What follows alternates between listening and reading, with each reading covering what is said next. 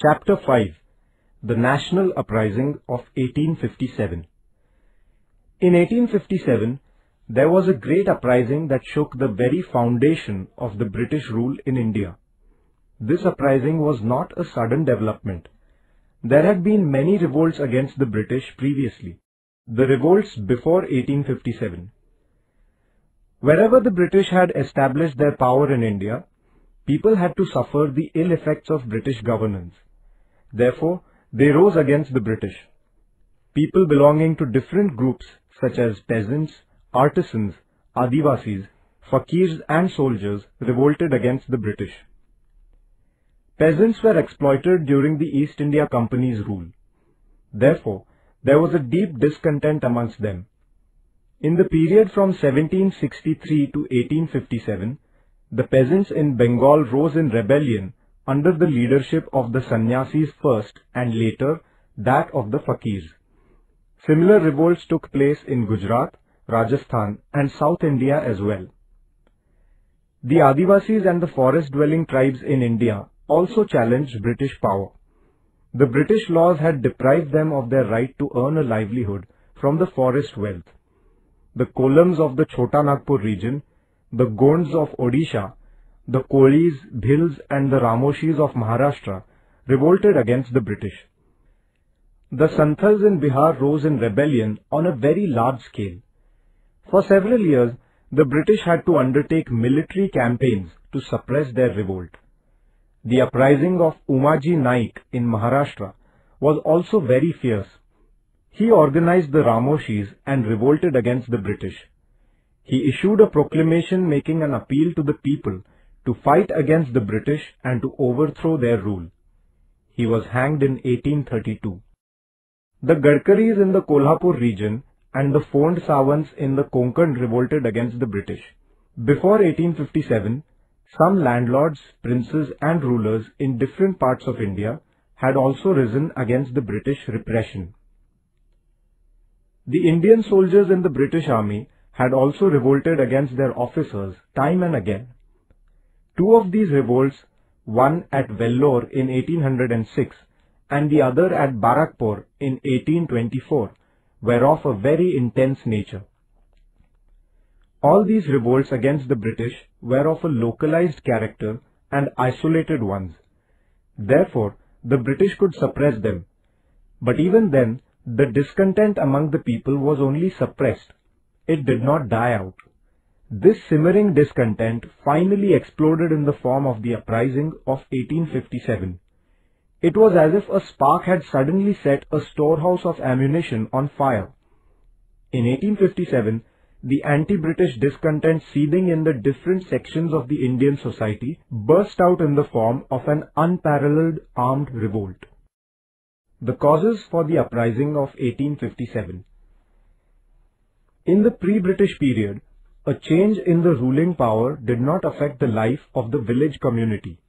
The British, however, destroyed the existing order and replaced it with a new one. This created a feeling of instability and insecurity in the minds of the Indians. This feeling grew with time. Economic causes.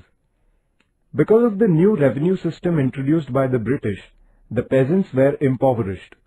Indian industries were ruined due to the British trade policy. Many artisans lost their livelihood. They developed a strong resentment against the British.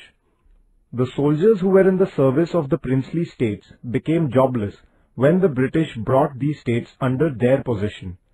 These soldiers, too, became strong opponents of the British. Social causes.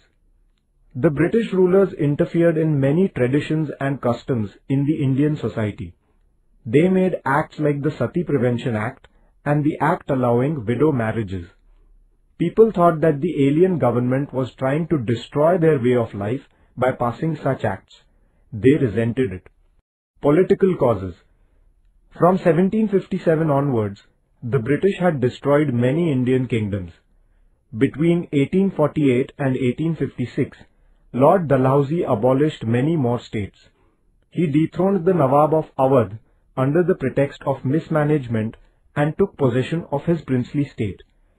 He abolished the princely states of Satara, Jhansi, Nagpur, and others by rejecting the right of inheritance of the adopted sons of the rulers. He stopped making annual payments to the successors of some of the deposed kings. All this resulted in the spread of a great discontent among them. Discontent among the Indian soldiers.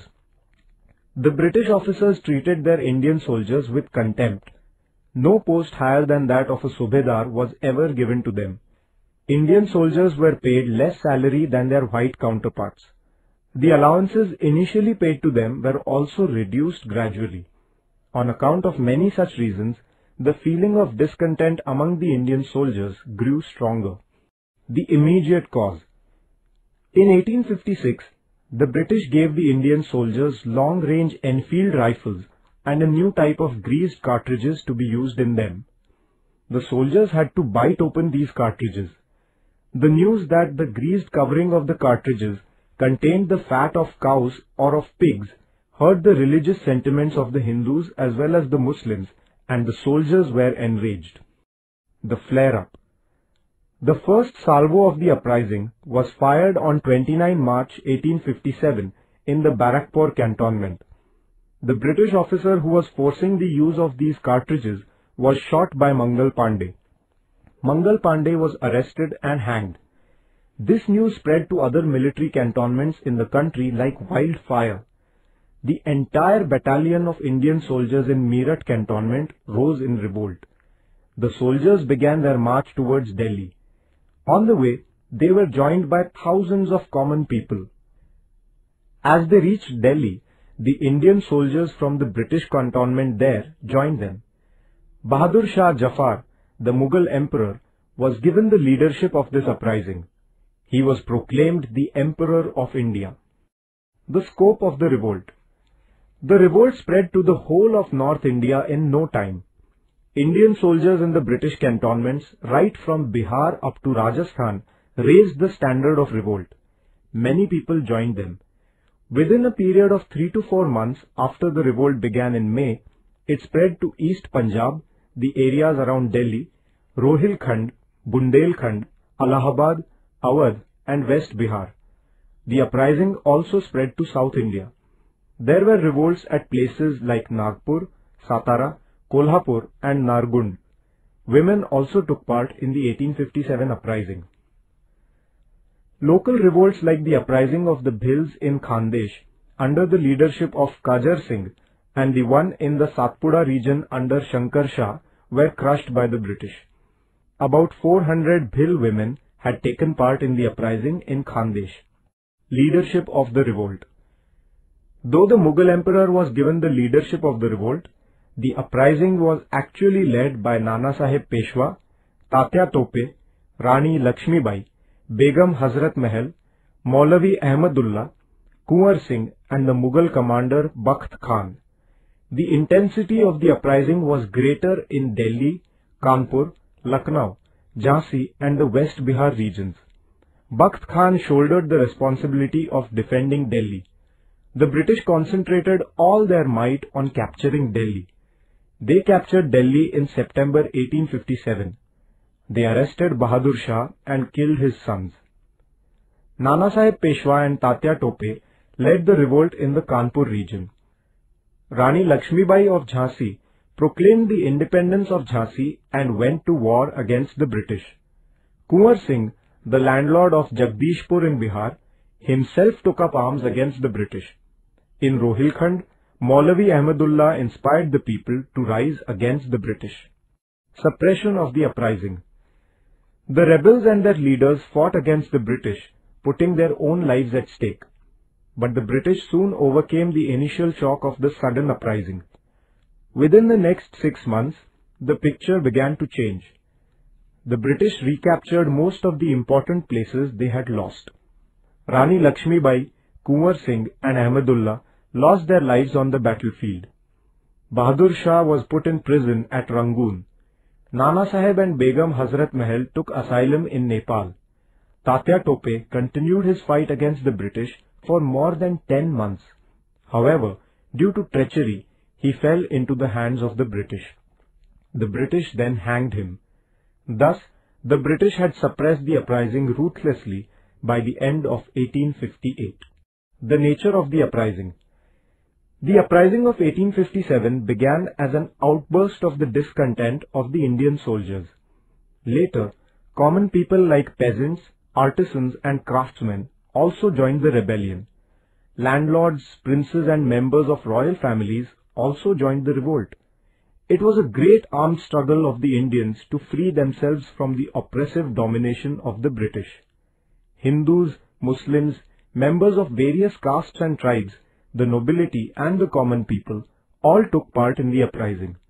Their common objective was to drive the British out of India. Therefore, this uprising acquired a broad national dimension. Why did the uprising fail?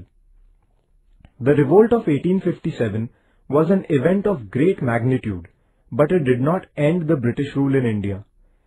This was because the uprising was not well coordinated and there was no centralized leadership.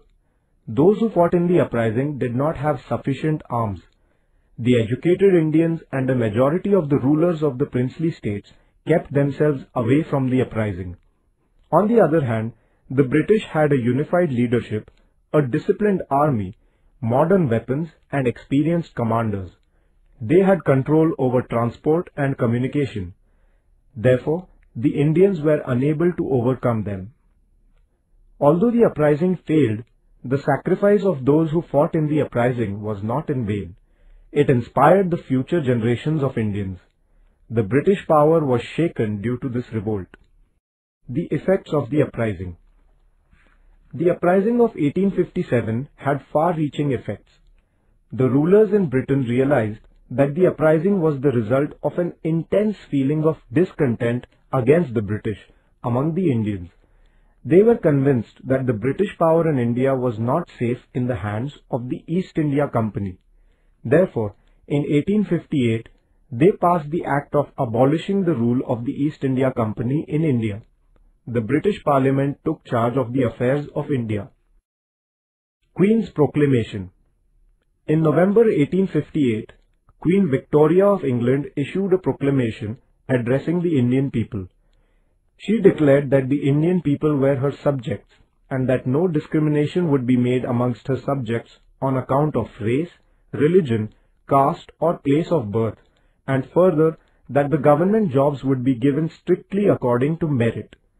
She also promised that the government would not interfere in the religious matters of the Indians. The proclamation also promised that all treaties made with the Indian princes would be honored and no state would be annexed in future. The reorganization of the British Army. The British Army in India was reorganized. The number of European soldiers and officers in the army was increased. Indian battalions were rearranged on the basis of caste. The control of the artillery was placed entirely in the hands of the British officers. The objective behind all this was to prevent Indian soldiers from coming together and rising in rebellion once again.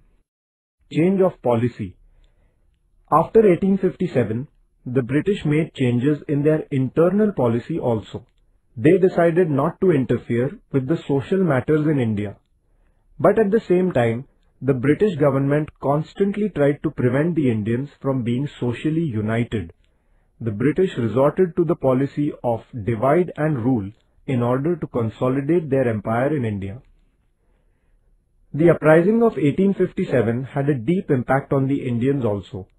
In place of regional loyalties, there began to emerge a national spirit. Since all the ways of fighting the British had failed, Indians began to realize the need to look for new ways.